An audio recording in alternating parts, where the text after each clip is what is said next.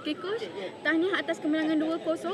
Apa pandangan coach untuk keseluruhan permainan pada petang ini? Alhamdulillah, misi kita adalah memungut 3 mata. So, kita memperoleh kemenangan 2-0. Tapi alhamdulillah juga, tapi kita kena dengan kembalinya setelah sebulan berpuasa dan hari raya.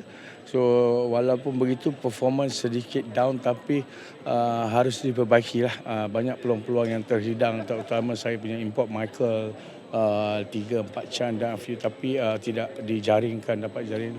Alhamdulillah dengan jaringan saya punya 2 pemain, Zarul dan seorang lagi menjaringkan gol, mendapatkan kita kemenangan 2-0 hari ini. Alhamdulillah. Itu sebenarnya first goal yang kita hendak untuk hari ini sebelum kita go to another balance minute yang kita nak lah. Tapi sepatutnya lagi awal kita dapat, tapi dengan set piece yang begitu, saya rasa saya harus bagi kredit saya punya staff coaching untuk set piece ataupun combination yang dia orang buat, dan hari ini berhasil. Alhamdulillah.